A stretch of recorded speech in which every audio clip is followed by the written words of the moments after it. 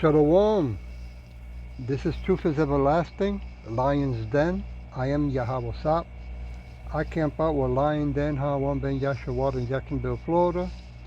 But first I have to give a prayer to the Father, to the Son, to the elders, to the Akims, and to the women and children around the world in Paleo-Hebrew language. Kal Halayim La, Yahweh, Bahashem Yahweh Shai, Bahashem Ha Rokah Kodash Mahamath. In the name of Yahweh Shai, in spirit and holy and in truth. Double honors to the 144,000 chosen elect. Double honors to the elders of GMS. Double honors to my elder Ha'awam. Salutation to the Akims on the four corners of the earth. And to the women and children, Shalom. Okay, well, what a coincidence that all these things that are happening at the same time, right? The Child Safety Act, the new law of medical wearable device, right? Which it could be anything besides a bracelet, right? And what else? Cashless society. And now the new observation just reveals something strange about 31 Atlas, the 3i. Behavior. Is it more than a comic? So, the title of this lesson, The Second Coming. The Edomites are keeping track because they want to know when Yahushua is coming back. That's exactly what they're doing, okay? Let me play it, and then I'm going to give you some more information on my elder who did a lesson a couple of hours ago. Slakia. Here we go. Because what appears ordinary at first glance may in fact be something truly extraordinary. While many experts believe this object is simply a comet, likely coming from the dense star-filled region near the center of our galaxy, others aren't so sure. Some scientists have raised questions about its unusual behavior and characteristics, suggesting there might be more to it than meets the eye. They argue that we shouldn't dismiss it as just another space rock. Instead, it deserves a closer, more serious study. A few researchers have even gone so far as to suggest that this object might not be entirely natural at all. They propose that it could be masking some kind of alien technology beneath its comet-like appearance. One of the most well-known voices raising this possibility is Professor Avi Loeb, an astrophysicist from Harvard. Slakia, you know how it is with Your YouTube. kid is hurting, and there's nothing you can do Give me a about it. minute. There you go. From Harvard. He recently stated that this object might actually be of artificial, possibly extraterrestrial origin, and that we should stay open to surprising discoveries. Professor Loeb isn't making these claims without reason. He points to specific details about 3I Atlas's motion and path through space that seem too unusual to be purely coincidental. According to him, the object's trajectory and certain other features don't completely align with what we'd expect from a natural comet. One of the strange things about 3I Atlas is that even though it entered our solar system quite a while ago, our telescopes didn't spot it until it was already very close. That's not how things usually go. Most objects coming from interstellar space are detected early, when they're still far away. But this one slipped through, mainly because of the direction it came from, which made it difficult to detect. It was heading in from a part of the sky that's hard for us to monitor effectively. Another major point is about its orbit. Most interstellar objects enter at random angles, but this one is different. Its path lies almost perfectly in the same flat plane that the planets orbit in, the ecliptic. That kind of alignment is incredibly rare, and it's not just a coincidence. This angle would actually allow a flyby path that brings it closer to multiple planets, almost like a planned route. It's similar to how we designed the trajectory of our Voyager spacecraft to pass by several planets for study. According to calculations, the chances of this kind of precise alignment happening randomly is only about 0.2%. Okay, let me stop it right there. So as you can see, they're throwing suggestions, right? Ideas, opinions. But we know that it's Yahweh Shai when he comes. Okay. Now, of course, nobody knows when he's gonna come. Not even Yahweh Shai, not even the angels. Okay. But he is going to come, and what a good way for the Edomites to do their blue beam hallucination in the sky as well, right? Now, my elder did a lesson a couple of hours ago. His page is called Lions, right? A Z at the end. Lions Den Camp page, okay? And it's called Our God is Coming, but not in silence, right? So take a look at that, because it was a great deep lesson of truth that our people should start becoming aware. Okay, I want to go to Revelation chapter 16, verse 15. Behold, I come as a thief. Blessed is he that watches and keeps his garment, lest he walks naked and they see his shame.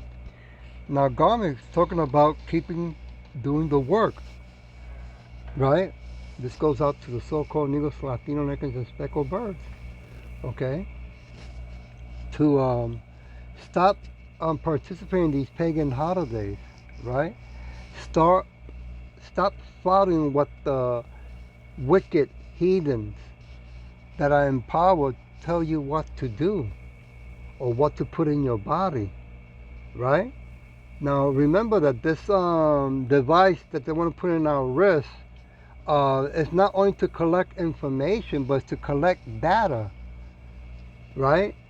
So they can make a lot of money out of that and keep track of what they spraying in the air, what they're putting in the water, in the food, and in the clothes, to make sure if it's getting us sick or how fast or how strong they gotta make it to make us sick. Right? In case you're not catching on, bottom line, seeing something on this mass, right? The 3i, they have to start getting everything ready, okay? To bring in the cashless society, to lock down the internet, right? And to bring the MOTV, the CHIP, the Charagma. They need to turn people into cyborgs, okay? I want to go to Matthew chapter 24. Give me a minute. So things are going to move much faster. Verse 43. Because they only got a short time, these wicked, right, to do what they're going to do. Verse 43, but know this, that if the good man of the house had known in what watch the thief would come, he would have watched and would not have suffered his house to be broken up. Yeah. Instead of getting caught up in entertainment only, or working 2 or 3 jobs so I can, get filthy rich in this wicked world, you would also put time, energy, right, in doing the work of Yahweh Shem Yahweh Shai to the best of your ability, you so-called Negros, Latino, Negros, and speckled birds, right? Because this world is, this world system and this world is going to go bye-bye, man, okay? And the people in power know this. I want to go to 1 Thessalonians, chapter 5, verse 2. For yourselves know perfectly that the day of Yahweh Shai so comes as a thief in the night. Verse 3. For when they shall say peace and safety, then sudden destruction comes upon them, as travail upon a woman with child, and they shall not escape. You see? That's like when we say, in the name of Yahweh Shai, things are going to get worse. Every day, things are going to get worse and worse. All right? And the only thing that's going to help us is doing the work and keeping focus in the name of Yahushua Barashai, being watchers, right? Not getting caught up in the things of this world. Now, we take time out, don't get me wrong, but we don't get caught up. Verse 4, but ye, brethren, are not in darknesses, that day should overtake you as a thief. You see? And deception right now is coming to the whole world, right? Because they're bringing the shutdown of the internet worldwide, right? All of a sudden, all the governments around the world are cooperating. What a coincidence. You would think that they will hate one another the way they talk, right? And with all this war, no. They all are coming to an agreement. So they know what's going on, is what I'm saying. They know who's coming, okay? And remember, the Edomites do not want to let us go. They want to keep us in slavery, and they want to upgrade the level of slavery, right? Instead of putting a collar around our neck, they want to put it around our wrists. 1 Thessalonians chapter 5, verse 2. I already did that, right? Yeah, I'm going to now 2 Peter. Salakia. Oops, what happened? 2 Peter. Give me a minute. Here we go. Chapter 3. Start with verse 1. I now write unto you in both which I stir up your pure mind by ways of remembrance. 2. That ye may be mindful of the words which were spoken before by the holy prophets, and of the commandments of us, the apostles of Yahushua and Savior. Right? So we're letting our people know, hey, stop paying attention. Wake up, man. Stop drinking the Kool-Aid. Right? It's time to get prepared. Right? We can wake up tomorrow and you will not be able to go into the internet no more. They don't want us communicating worldwide. They don't want us to know what's going on around the world because they're getting ready. Okay? Martial law is going to increase with ICE, in case you're not catching it. I want to jump to verse 9. Yahushua is not slack concerning his promise, as some men count slacknesses, but is long-suffering to us, not willing that any should perish, but that all should come to repentance. Right?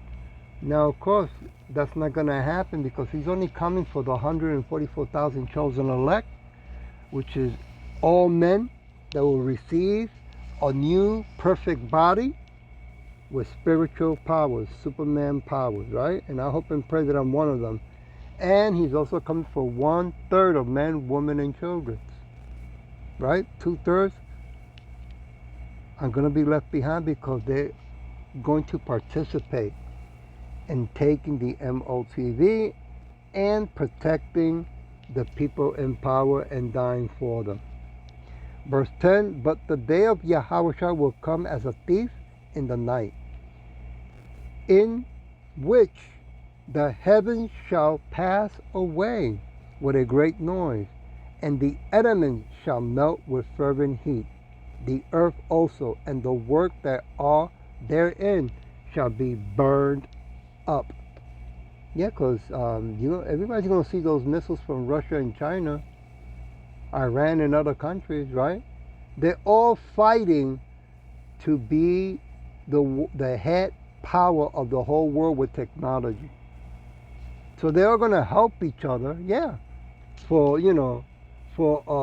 an objective goal, but at the same time, they're going to fight among each other as well and see who survives, right?